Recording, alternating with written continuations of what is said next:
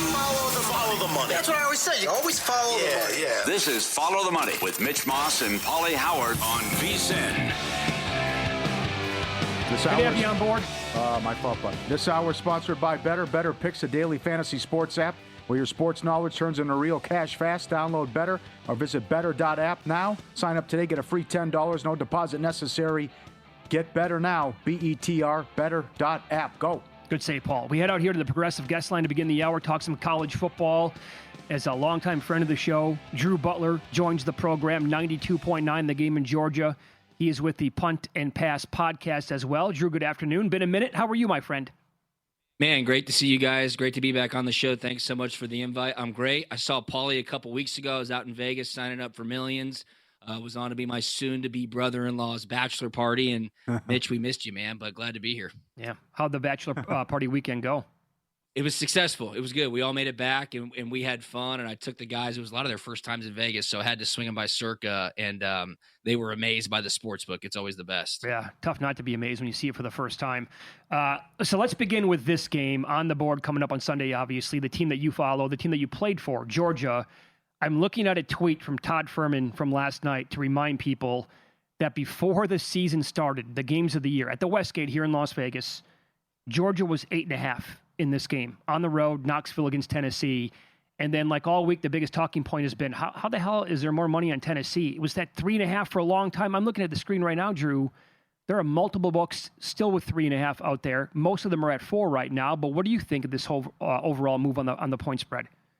Yeah, it seems like it's settled in at 3.5. I think going back to game of the year lines, there was just a lot of unknowns at both quarterback positions. Gunnar Stockton obviously played in the second half of the SEC championship game for Georgia last year and then started in the Sugar Bowl against Notre Dame. And then obviously the Nico Iamaleava, Joey Aguilar trade that Tennessee went through. And we're still kind of there, right? Tennessee, Josh Heupel's high-powered offense, they're flashing over 100-plus points so far in their first 2 games. So they've got confidence in Heupel's scheme, and Aguilar certainly got that down pat from the quarterback position. And then on the flip side for Georgia, there's just a lot of hesitancy from the fan base, from people who follow the team. The offensive line's dealt with some injuries through the first 2 weeks, regardless of the lesser opponents that they've played.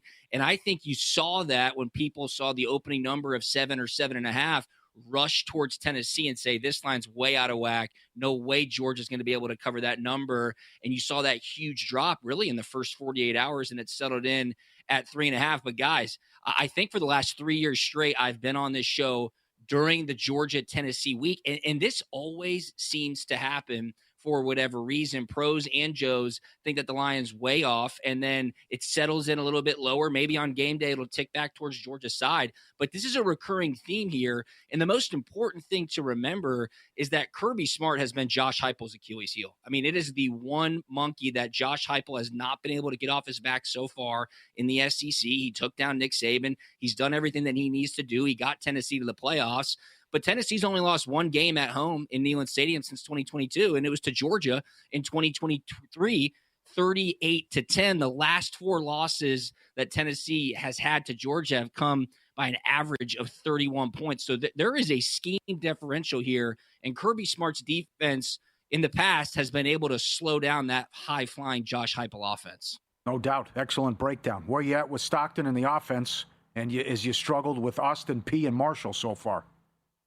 Yeah, they look good against Marshall, right? I mean, 45-7, they ran the ball. There was not a lot of explosive plays deep downfield in the pass game, but transfer wide receiver Zachariah Branch, he was a 5-star from Southern Cal. He came over, caught a swing pass out of the backfield, took it to the house for about 47 or 50 yards. He is an elite guy, and I think that's somebody who everybody should watch out for on the field this weekend because it's a 5-star game. And simply put, it is going to be a raucous atmosphere inside Neyland Stadium. That place is crazy loud, guys. If Tennessee wins the toss and defers, I mean, Gunnar Stockton's not going to be able to hear himself think when he's up there at the line of scrimmage. And I'm really interested to see how Georgia's offensive line looks. 2 tough injuries that they've had to deal with so far. Ernest Green, who's an experienced tackle, and true freshman guard Juan Gaston went out against Marshall. Guys, he's the first true freshman to start for a Kirby Smart Georgia team since Andrew Thomas back in 2017. Andrew, of course, was the top 10 pick for the New York Giants, and Juan Gaston is a massive human being. If you don't have consistency up front, it's hard to get anything going, especially in pass protection. On our podcast this past week, Jake Fromm was breaking down the film, and he said, look, even against Austin Peay, Georgia was doing 7-man protections, just trying to give Gunnar Stockton time to deliver the ball down the field. Wide receivers were open, but there was leakage up front.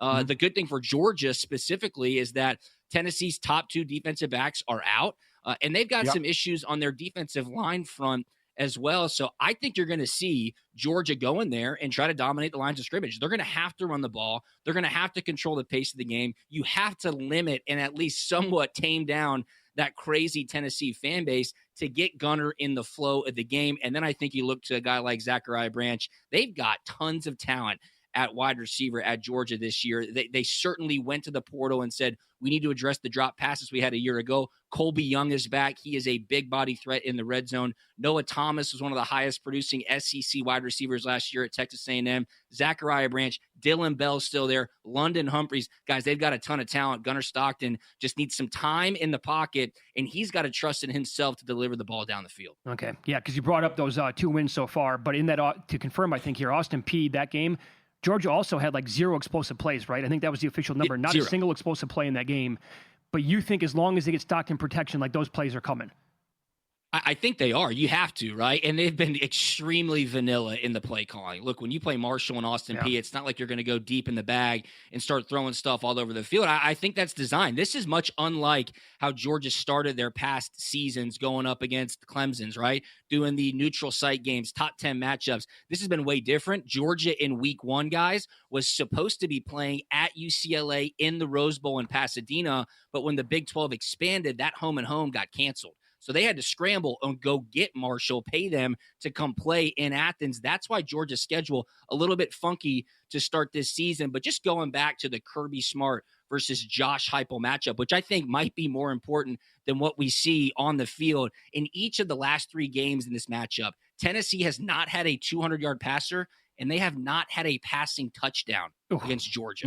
Those are Hendon Hooker teams. Those are Joe Milton teams. Yeah. Like, these are guys who were high-flying power offenses. No 200-yard passer, no passing touchdowns against Georgia in the last 3 games in this matchup. To me, that's a scheme thing. That's Kirby Smart saying, we know how to slow down this Josh Heupel offense. And if you look back at Josh Heupel's history with all the teams he's been at, you got a good quarterback, you got some guys that can run routes, we'll scheme you up and you'll have some guys running wide open downfield. It has not happened against Georgia these past few years. I really like this Oklahoma team, but my God, the last 7 games are against ranked opponents.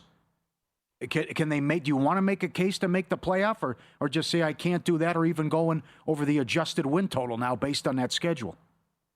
No, you're exactly right. First off, John Mateer is the real deal. I mean, you guys were talking about him all summer, the production that he had at Washington State. With that type of experience, you knew that he was going to be able to at least put Oklahoma on his back from an offensive perspective and give them a chance in some games. The schedule is no joke. I mean, that is absolutely a brutal schedule. They did right for themselves last week by taking care of Michigan at home. I think with a scrappy quarterback like John Mateer and a defense that's kind of playing with their hair on fire, Oklahoma is going to be a team to watch out for. Another team in the SEC, guys, with an absolutely brutal schedule is Florida. Florida, I think, is a live dog this weekend. I think it's a great buy low spot for Florida. Everybody, of course, wants Billy Napier out after that disaster last week against South Florida. But with the personal foul spitting incident, I mean, they had USF backed way up. They could have come out with a win right there, and I think this line would have been different. So I think it's a buy low spot on Florida this weekend in Death Valley. Getting more than a touchdown, I'd check that one out for sure. You can follow Drew on X. He is at Drew Butler. The podcast is called the Punt and Pass Podcast. I'm a Wisconsin guy, born and raised in that state. So they've always kind of been the same team in my lifetime anyway. Run the ball, play good defense, and it kind of got away from them under Luke Fickell. However, it appears, and I get the competition here, appears as if that defense might be pretty good again this year. Their numbers don't lie so far, like elite across the country. That said, I don't know what the offense is going to do against Alabama. It's a 21-point spread here. Are you expecting a blowout? That's just a lot of points. You know, I'm quite frankly not sure. Yes, of course, Alabama looked great. Ty Simpson was perfect a week ago against Louisiana Monroe. But, man, they got bullied around by Florida State in week 1. What's Wisconsin going to do? Which identity are they going to show up with? If the defense is as good as the statistics prove, I think that they could certainly hang in there, confuse Ty Simpson a little bit, get after him, make him uncomfortable. I'll tell you this, if they do keep it close, that stadium inside Bryant-Denny is going to turn on those boys really, really quick. It could be an interesting scene. I think it's too many points. I would take 21 with Wisconsin to keep it close. This is a big game for Luke Fickell, too. I had higher expectations when he was hired at Wisconsin, hoping he can get a morale win for his team in Tuscaloosa on Saturday. We'll see how close they can keep it, but I would say 21 is too much. What if DeBoer goes 8-4?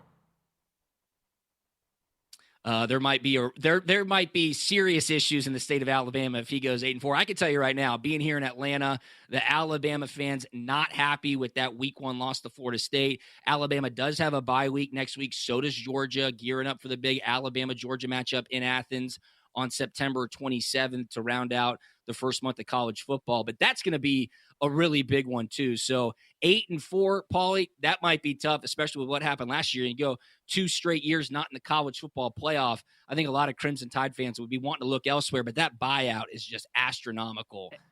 Those are tough decisions to make, no question. Yeah, and by the way, I think that whole let's go to Dabo Swinney after this, whoever's going to be, I think that's long gone now. That's not going to happen anymore. Yeah. You can follow that's Drew. Gone. I mean, yep, go ahead. I was going to say the name going around the SEC circles right now is John Gruden, right? If Billy Napier's out, is Gruden going to go to Florida? If Kalen DeBoer's out, could Gruden go to Alabama?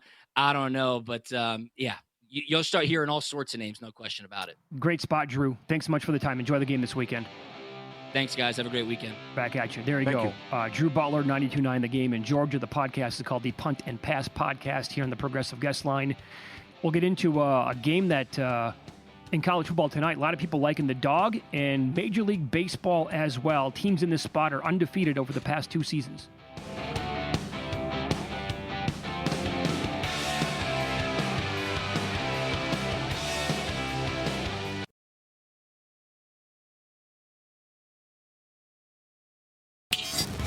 This is Follow the Money on VSiN. We do have a college football game tonight on the board. By the way, a bunch of them tomorrow. I'm intrigued by the matchups on the board tomorrow for sure. Some good games there. And it looks like Houston's down to 3.5 against Colorado in some spots. That thing's been all over the map. Yeah. Richie, Steve at the Pencil came on with us this week. He made it 11. Hey, guys. Yeah. This was something where who's going to play quarterback and how many quarterbacks are going to play for Colorado. It's a good prop. Right. 1.5 over, heavily juiced. Dion playing games. Okay. So as for tonight's game, NC State, they're either lane 7. That's the most common number out there. Nationally speaking, they're 7.5 minus 105 at DK. They're 7.5 minus 102 at FanDuel. Home teams in the ACC are 7-0 straight up on Thursday night games the last 2 years. 4-3 ATS. This is the first time in that span where we've had the home team as a dog. NC State has been through a couple of battles already, man. Yeah, so the spot favors Wake. What you're talking about is getting the 4th down stop and hanging on to beat East Carolina week 1 on that Thursday after they led 17-0. Mm-hmm. Then they came back in a great game and beat Virginia 35-31. They got gashed on the ground, though, in that game. And now Wake's played a cupcake, and they're sitting back and relaxing here, and I'm off 2 wars. I do know this. I think Claiborne is going to run wild on him, the running back for Wake. NC State gave up 250 on the ground last week, and this kid was awesome in the win last week. He's low 80s for his prop, and he's going to get a ton of carries. There's 82 here at Circa. It's a lot higher at DraftKings. Yeah, I see as low as 80.5 right now. Oh, okay. He's plus 130 to have 100 yards. NC State's played 5 straight overs on the road. Wake is on an 11-2 ATS run at home against NC State.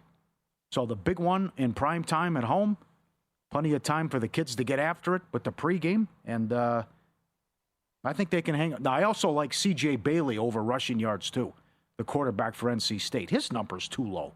He had a couple touchdowns and 40 yards. I got 24.5 on him. That's the lowest number right now. Yeah, that's low, too, so I like him. He's a good quarterback, and they just quit. Excuse me. They stopped playing and let up against East Carolina because I had them when they're up 17-0. East Carolina's got a good team and a good quarterback, but they fell asleep up 17-0 in that game to start the season. So I also think Virginia's pretty good, by the way. Oh, yeah. With that being said, they took money in that game. Yeah. How good is Wake? I know. That's a tough question. That's the biggest thing. Because you go back to who have you played and you beat a couple cupcakes, but certainly the spot favors them here. Kennesaw State and Western Carolina. I mean, come on. They beat Kennesaw State 10-9. Yeah, one of the worst teams in college football. You want to run from that. Yeah, but I'll run with Claiborne, though. Yeah, he's gonna be the bell cow tonight and get a ton of carries, and he should be able to get over 80 yards. I'm telling you right now, I mean, as low as 80.5, as high as 87.5. So as always, definitely shop around and do not play over 87.5 when every other book has something smaller than that, obviously. So definitely take a peek at other books if you see 87.5 pop up. Major League Baseball. It's a final. Blue Jays just shut out the Astros. Gausman really good today. Gausman was great. They only had 3 hits. Good job. Big win for Toronto. Yes. Yeah, that was a huge series, by the way. And so with a win tonight by the Mariners, are they tied? They are tied for first place with a win. It's a big number for the Mariners tonight, though. Yeah, I know. Well, they got to keep winning, though, too. Texas won't go away, and Cleveland won't go away. That's right. Boy, they got off to such a bad start this month. Yeah, well, the road issues. Mm-hmm. I know. So Gore, the Nationals have been red hot. That ended yesterday, but Gore is going now against Weathers tonight. By the way, the K-Prop projections from our buddies over at Ballpark Pal on vsin.com, they project Ryan Weathers to have a big strikeout performance tonight. So I played over 4.5 minus 120. Gore, think about this, how hot he was to begin the year. He has had more than 5 Ks only 3 times since July 1st. We are going on 2.5 months of baseball. In his 2 starts against Miami this year, 12 innings, an ERA of 4.5. He got unlucky with the batting average of balls in play against his team, 405 there, but the whip was 1.67 and a 22% K rate for Mackenzie Gore. He's been a guy that you've wanted to be on to the under here for like the last month and a half or so. Also, this number with the Tigers and the Yankees, Holton is going against Schlittler in the game. But the Yankees, because they're playing at home and who they've trotted out there the last couple of days, were, pretty decent favorites here. Got blasted both times. Let's just run it back again tonight. They're $1.60 in this game. File this away. The Yankees this year against Detroit, Toronto, Boston, and Houston. 12 games under 500. Beautiful. Put that down. Great note. And getting ready to be swept here at home by Detroit. They've been outscored 23-3. As I said earlier, it's only happened 2 times in the modern era where a team has swept the series and won every game by double digits. Boston in 2021 and the Senators in 1951. So It's been ugly here for the Yankees. I'm all about the Phillies again, coming right back. $1.30 with Luzardo. The home team is 11-1 head-to-head this year, Mets and Phillies. Obviously, the Phillies don't have a win. But the Mets don't have a win in Philadelphia, and they were blown out last night. Castellanos hitting 400 against Peterson. I don't trust Peterson here or the Mets. And again, with this run with the Mets, it was alarming that you couldn't get to Nola. And then it was Sanchez. Who am I forgetting? Who's the other stud they have? Suarez. Thank you. Sanchez, Suarez right behind him. Luzardo. Hello, DeGrom tomorrow. So this is, I don't know what to do. I just take the 3-1 on the Mets to miss then. Because now they're 2 up on the Reds and the Padres. And the Giants. The Giants, yeah. Right. Yeah. Maybe the Padres sooner than you think. Well, yeah. The way that team is just fading into the abyss. What do you think they're laying tomorrow at home against Colorado? It's Cease against Gordon. What do you think the number is? He's probably 240. He's 340. Yeah, he's 340 tomorrow. Okay, I got to be on like the plus runs. Yeah. Here at Circle, they'll put up plus 3.5 runs at a decent number, probably on Colorado. Yeah. Okay, so remember when the Phillies played at the Mets? Got swept. In like late August-ish? I bet the Phillies to win that series because it was a hedge bet on my Brewers' most wins in the month. They got swept and they were embarrassed in that series. Right. The Mets clobbered them. Yeah. And now, as you said, 11-1 with the home team so far this season when these two teams play. It's a 4-game set trying to get the broom out on them. Bad job by the Mets here. They could blow this. I got to come back. I like Cleveland tonight, too. Gavin Williams has been rock solid. 4th best ERA in baseball since the break. 5-1 with a 1.74 in his last 8. Kolek's been okay for the Royals, but I think Cleveland wins and $1.40 is cheap. In the late games you talked about, the Padres are $2.60. Are we sure the Rockies are going to win another game? Well, with their Put schedule, that out there. Yeah, it's tough because you'll look and you'll see a Miami on there, but they get it's Sandy and the other stud that they have that they're throwing 2 of those games, and then how it lines up with the pitching. But they were just destroyed in Los Angeles. Have you noticed a price, like a yes/no, anywhere on will the Padres sweep the Rockies? It's a 4-game series. Yeah, So I don't know if they're going to post that or not, but I would be intrigued by the no on that. Okay, Vasquez 260 tonight. Well, They see if they can get to this Brown kid. I mean, the bats have gone silent here at the wrong time. Can I give you Brown's numbers? Yeah. So it's only 9 innings on the year. He's 0-3. His ERA is 12.5. Oh, boy. The FIP is 8.18, 6.75 walks per 9 innings. If they don't win this game tonight, sound the alarms. Although I say tomorrow. Vasquez kind of stinks. He could give it up. Sure, he could. Yeah, all of a sudden I don't trust his bullpen either. So you think Miller's too high tonight? I think it's too high. Seattle's $1.55 against Soriano. Well, first of all, again, let me emphasize this. Soriano for the Angels, who was supposed to go yesterday, pushed back to tonight, is one of the hardest guys to get a read on in the entire league. If you go look at his game log, it's like good Soriano is phenomenal. But bad Soriano gave up 8 runs in his last start in 2 innings to the ace. Like, that's what the guy can be like. But it's also like flip this year. 1 good start, 1 bad start. 1 good, you get my point. So he's the kind of guy that could go to Seattle tonight and go 7 innings, allow like 3 hits and nothing other than that. And Miller is laying $1.50 or so, maybe even a little bit higher. His ERA is 5.5 on the year. He walks almost 4 guys per 9. I can't. What? That number's bananas to me. Yeah. The other thing, too, we've been talking about, wow, the schedule's so hot. They got through the schedule. I mean, we got essentially 2 weeks left in the season. Yeah. They made it through those tough stretches.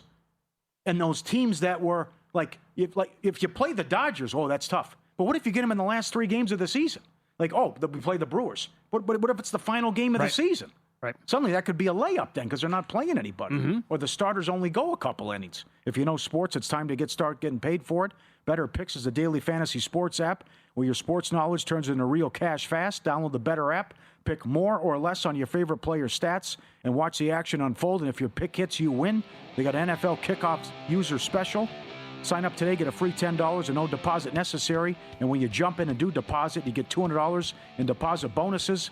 They also give you $40 for every friend you try to get to Bettor Picks. Head over to bettor.app, BETR. Download Bettor from the app or Google Play Store, promo code VEASAN.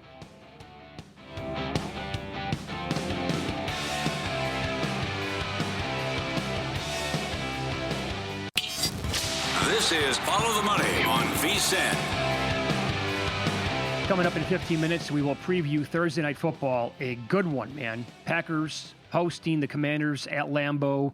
Right now, we head out to the Progressive Guest Line to get some best bets in soccer this weekend as the Meat Man Steve Wyss joins the show. You can follow him on X at Meat Man Soccer. He is with the Nordic Football Podcast and Because We Win. Meat Man, good afternoon. Thanks for the time. How are you? Hey, guys. Yeah, I'm good. Glad to be back. And, I mean business here. The Premier League's been quite difficult so far. We've had a 2-week break now, and I think I've got a few good angles. And I'm ready to rock and roll. I think I can get a really good period going next month or so. Now, how about this? Yeah, beginning in the Prim. So you're telling me that there was a manager sacked late, like in the night, early in the morning, and you want to attack that game? It's involving Arsenal and Nottingham Forest? Yes, the Nottingham Forest manager Nuno Espirito Santo was sacked earlier this week. It was announced about 1 a.m. UK time, which, I mean, it's kind of ridiculous. The owner at Nottingham Forest is a bit unpredictable, to say the least, and they kind of fell out. But, I mean, why would you sack a manager who took the club back into Europe? It was their best league position for a long, long time. Yeah. And I don't actually think it's, terrible firing, really. Really feel for Nuno. And they've replaced him with Ange Postecoglou, who won a trophy with Tottenham last season with Spurs. He's a manager I do rate, but this is a terrible fit for the club. Forest are a squad geared up for defensive football, solid football, 1-0 wins. And Ange Postecoglou is a completely different coach. So this is anyone that's been betting on Nottingham Forest the last year or two, and we've had quite a lot of unders with them, it's going to change significantly now. Complete change of style, everything. So you've got to forget the stats and metrics for them now and just judge it on the new manager. And I think going to struggle first game for Ange Postecoglou away at Arsenal, where normally Forest would come and try and be defensive and be hard to break down. But instead, I think Arsenal are going to be jumping for joy. They're going to get a lot of space in behind at the back. It's going to be a much more open game. And that's going to suit Arsenal perfectly. They beat Leeds 5-0 at home in the most recent home match. So I think it's well worth taking Arsenal on the minus 1.25 Asian line, minus 120. As long as Arsenal win the game, you're not going to lose all your stake. But I think Arsenal could actually rack up quite a big number here if Nottingham Forest perform as I think it's going to be chaos with this new manager change. Yeah, that's bizarre. They had a great season. You're 3 matches in, and they let them go. I'm surprised it only paid 9-1 as well. How about a total with Bournemouth and Brighton? I'm going to go over 2.5 goals here at minus 139. And I mean, for some people, this might be a dangerous bet because Bournemouth home matches averaged the lowest number of goals per game in the Premier League last season at just 2.1. 13 out of 19 home matches under 2.5 goals. And they started this season with a 1-0 win at home. But when these two sides meet, there's usually goals. The last 4 meetings have all gone over 2.5. Both meetings went over 2.5 last season. This was one of the few home games for them that did go over. And it's because of the style of both. Generally, the way they play counter-pressing, end-to-end, gung-ho soccer. And if you look at the expected metrics, the expected goals charts, both teams actually rank in the top 5 right now. They are underachieving a bit in front of goal. It's just the finishing touch, which is letting down these teams, but they're creating the chances. So the underlying bare metrics suggest that they should be goals when these two sides meet. The head-to-head shows it. The style shows it.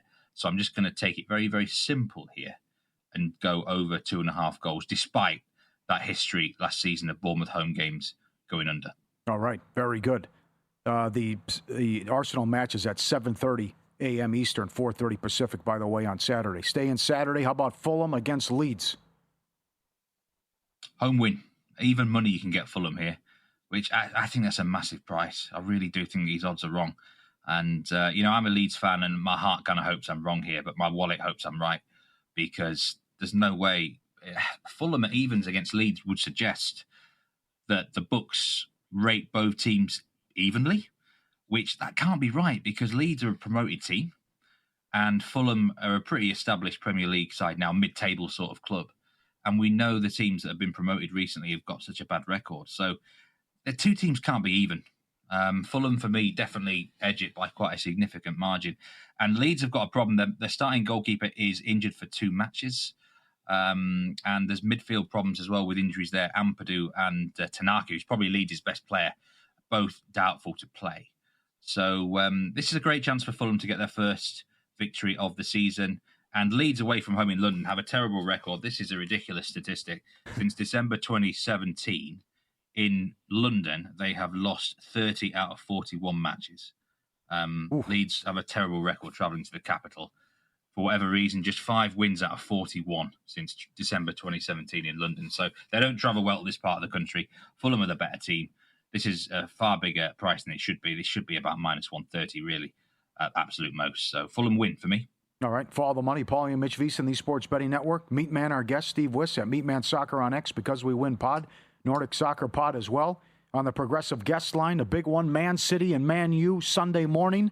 Back-to-back losses from Man City. Cheap price, only $1.30. Turmoil with Man U. What do you make of Man City, Man U? Well, I think the result is actually quite difficult to predict because anything can happen when these two rivals meet. And Manchester United are often ridiculed this season and last season, but they have had a habit of raising their performances in matches like this where no one expects them to do anything. So I wouldn't be betting on Man City moneyline myself, but I think there's a really good bet instead. And I mean, you can call this the squarest bet of all of them, guys. But sometimes these are the best bets. Erling Haaland to score any time in the game at minus 110. I thought this would be like minus 150 because this is a man who has just scored 5 goals in 1 game in midweek for Norway. Norway beat Moldova 11-1 in the World Cup qualifying, and Haaland has now scored 13 goals in his last 9 competitive games. So he is on fire ever since the start of the Club World Cup. he's looked in prime physical condition to start this season off with. And he has a fine record historically against Manchester United. He scored a hat-trick against them before. He scored a brace of goals against them before. He was born in Leeds. He absolutely hates Manchester United. So, he really fired up for the game, is Erling Haaland. So I think just to back him to score at any time here at -110, I wouldn't put off people wanting to back him to score 2 or more goals or 3 or more goals either to get another hat-trick again, because he is on absolute fire, finishing every single chance. How about the lower leagues? What do you want to do with Luton Town and Plymouth? And as Nigel would say, Plymouth gives up goals for fun. I'm going to go over 2.5 goals at -125. And I'm going to start a train going here. I'm going to be backing Luton overs every single week because the manager, the new manager when he came in last January, promised an entertaining style, promised to deliver what the fans wanted, and that was goals and big performances for Luton Town. That didn't happen. They got relegated, but they've done some really good business in the transfer window, especially in the last week of it. Brought in tons of offensive players. And the manager's basically said, we're going to win this league by outscoring all these teams. We don't mind giving up a goal, but we're going to score 3 or 4 goals ourselves. Ooh. So we're going to see a Luton Town really aggressive, full of goals, I think, for the rest of this season. And they should batter Plymouth. I mean, I gave out Cardiff, I think, on the last time I was on the show, -1 against them. They lost that 4-0. Luton Town could cover this goal line all on their own. This is the worst defence in League One right now. They conceded the most goals. Against possibly what might become the best offense. So I think Plymouth's only chance is to score goals themselves. And they have been recently, to be fair to them. They've given it a go. So I could see this something like 4-1, even 5-1 if Luton really do click into gear. At bare minimum, though, over 2.5 goals, -125. Get on the Luton Town train for over goals now, guys. They're going to cash most weeks. Get on the train right now. Very good. Got to hop on this week. You can follow Steve on X. He is at Meatman Soccer with the Nordic Football Podcast and also Because We Win. And he joined us here on the Progressive Guest Line. Love the analysis, Steve. Thanks so much for the time. Best of luck this week. Thank you, guys. Take care. See you around. Be good. Yeah, the goal scorer there on Haaland at -110 with how hot that guy's been, and obviously with his last couple of years of production overall with Man City. I can't believe that. Nottingham Forest had a great season. 3 matches in, get out. Wow, that's like hockey over here. Oh, man. Right? I mean, guys will get 3 games in? Well, fire the manager? Gerard Gallant here, Las Vegas. Hey, your first year ever, you're going to take him to the Stanley Cup final. Year and a half later, see ya, pal. Hit the bricks. You stink. Well, you don't think Nottingham Forest is going to finish top 6, top 7 table. And then, slow start. That's it. I've seen enough. Patrick O'Connell is this week's Average Joe contest winner. And because he already had an Edge Boost account, his $500 prize doubled to $1,000. He wasn't the only hot hand. 6 people went 7-0. 4 of them are VSiN Pro subscribers. Free to enter. Every week you get cash prizes plus quarterly prizes, a trip to Vegas, a stay here at Circa, a guest spot on VSiN. Enter anytime this season. VSiN.com/Joe. VSiN.com/Joe. Strut your stuff. Let's see what you're made of. Let's follow the money here on VSiN, the Sports Betting Network. You can always get in touch with the show on X at VSiN Live, at Mitch Moss Radio, at Pauly Howard. FTM at VSiN.com is the email. Up next, a Thursday Night Football betting preview. There is an ATS angle that is only 21% involving one of the 2 teams in action tonight. We will give you the details next.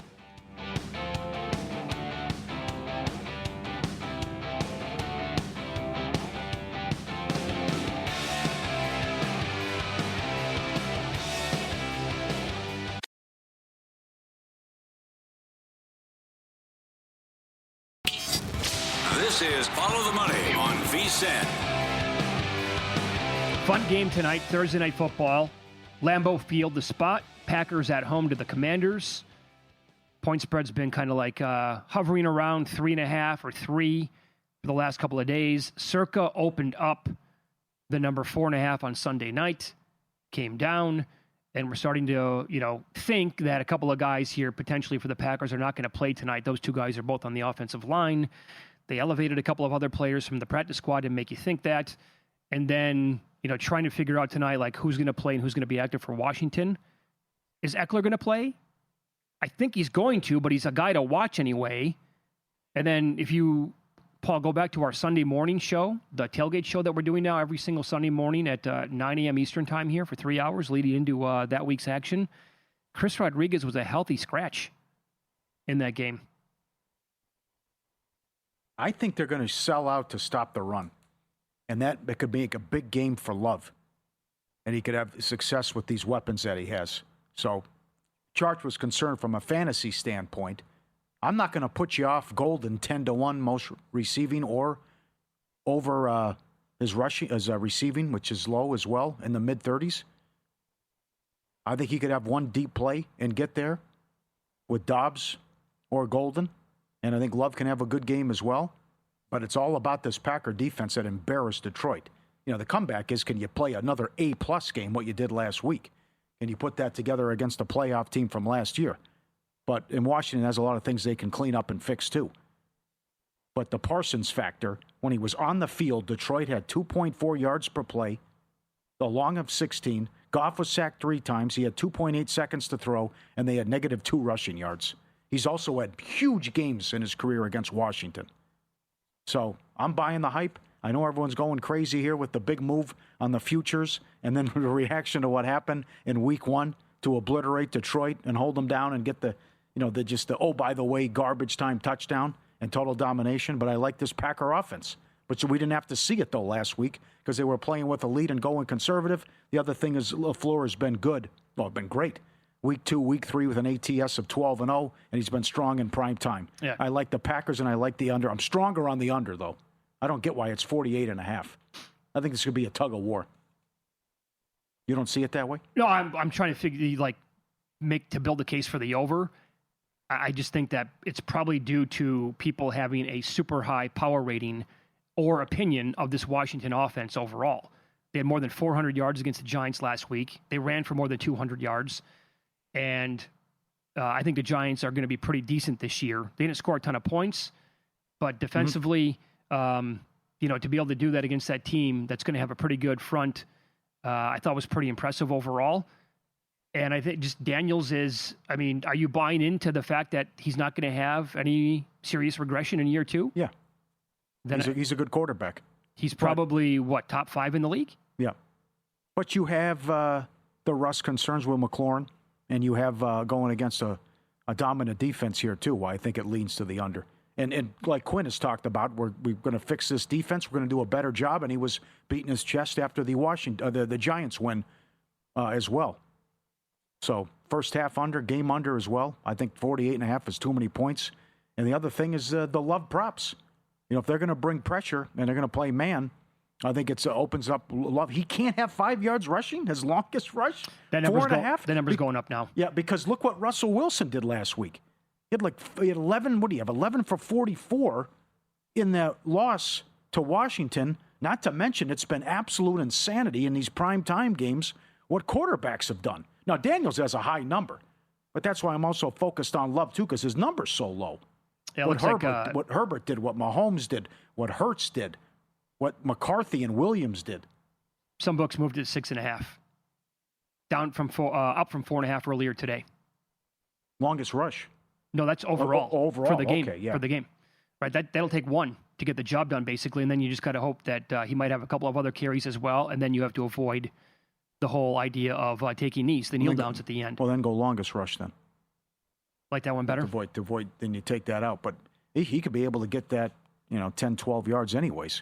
Yeah, we're definitely on opposite sides of this one. I took plus 3.5, minus 15 cents with the Commanders earlier today, and we're going to find out more, 90 minutes before game time about the inactives, but it's not looking so hot for guard Aaron Banks or Zach Tom on the offensive line for the Packers, both questionable. And according to Packer reports earlier today, they called up at least one offensive lineman from the practice squad, so I'm going to guess that at least one of those guys will be out. So another angle here would be you can attack this like DraftKings. They offer sack props for individual defensive players. And it's, by the way, only like a quarter of a sack. So you don't have to go over a half. It's over a quarter of a sack. And like around, we're going to say, 6:45 Eastern time, I think is when the inactives will come out. If both those guys are missing, you're going to want to be like having your thumb on the app And guys like Payne over over a quarter sack at plus 302. Armstrong had a sack, 6 pressures and 5 hurries last week. He's plus $2. Kinlaw over a quarter is plus 394. Kinlaw had 3 pressures on Russell Wilson last week, 2 quarterback hits and 1 hurry. We don't have access to DraftKings, and I think it's the only book that offers a quarter of a sack. But if I had access to DraftKings, I'd be sitting there like at that time, be like, okay, I'm ready to bet all 3 of these guys if those 2 players are going to miss for Green Bay. They're big. Again, I pointed this out in the first hour of the program. Will Anderson for the Texans was asked about the best offensive lineman that he has faced so far in his career. Like, no hesitation. He said Zach Tom from Green Bay. And I was like, wow, okay, file that one away. And that could be big if he misses this game. Plus, I want to know, like overall the status of Austin Eckler. But then does Rodriguez, is he deemed active in this game? Remember, he was a guy that opened up 8-1 in the anytime touchdown market last week. He plummeted down to below 2-1. And his rushing yards prop against New York, actually, it overtook Ja'Cory Krosky-Merritt. And he had a higher prop for rushing yards, and then all of a sudden Sunday morning, no, he's not going to play. Like, okay, where'd that come from? JCM is, can I interest you in him 4-1 most rushing? If I'm going to try to contain Jacobs? What do you have for number on Daniels? He's a little bit better than that. 4-1 in neighborhood? Yeah, also, yes. I'd look at him, too. So the other thing, too, and the Guru gave out 31.5. At DraftKings, Ertz is up to 36.5. The one thing that worked for Detroit last week, Laporta had 79 yards. And Green Bay allows last year 8th most yards to tight ends. So that could be all about Ertz here as it's moved, but, shop the number. And I can't put you off Debo either. That quote you read yesterday, he's 52.5 receiving. If you want to go receptions over, I feel more comfortable with receiving yards over. And then does he get the carry? Right. But I think he's going to have over 52.5 receiving yards too tonight. So that number, his rushing yard prop got as high as 7.5 yesterday. It moved back down to 4.5. In fact, there's another book right now offering 3.5 on Deebo Samuel. But if it turns out, again, when those players are announced before game time, like there's going to be no Rodriguez, and we'll get the overall status on Eckler. That's another one I want to pay attention to, because if Rodriguez is not going to play again this week, and if Eckler, they come out and say, well, game time, whatever, I would bet Debo again to go over 3.5 or 4.5 rushing yards, because I think he's going to get a carry. How about some numbers here from Steve Makinen, vsin.com. In the first half of the season, weeks 1 through 8, home teams 25 and 22 straight up on Thursday Night Football, but 15, 30, and 2 ATS. In the last 47 games going back to 2018, but when you go back even more than that since 2016, Thursday Night Football home teams in weeks 9 and later, 42, 26, and 3 ATS. And the logic there is that eventually traveling, once the season progresses, these road teams, it's going to catch up with them, and they're not as effective on the road playing on short rest anymore on Thursday Night Football. But earlier in the year, like this game has it had an impact on them? A lot of the trends are pointing towards Washington tonight if you're buying into anything with week 1 and then what happens in week 2 numbers. Another one? Back-to-back? Sports, it's time to start getting paid for it. Bettor Picks, a daily fantasy sports app where your sports knowledge turns into real cash fast. Download the Bettor app. Pick more or less on your favorite player's stats. Watch the action unfold. And if your pick hits, you win. NFL kickoff new user offer right now. Sign up, get $10 free. No deposit necessary. When you do deposit, get up to $200 in deposit bonuses. NBA, MLB, soccer, UFC, golf, and more. Bettor's giving you $40 for every friend you get to Bettor Word as well. The Bettor Picks, spread the word. Head over to bettor.app, BETR, or download Bettor from the app or Google Play Store. Promo code VSiN for your free $10 in deposit bonus today. Bettor.app, BETR. In the next hour, we'll get into touchdown props. This dude scored the first touchdown for his team in 7 games last year. Find out who that is. And John Keim on the program next. Commanders reporter, ESPN. We'll ask him, is Rodriguez playing tonight? Does Deebo Samuel get a carry? That's coming up here on VSiN.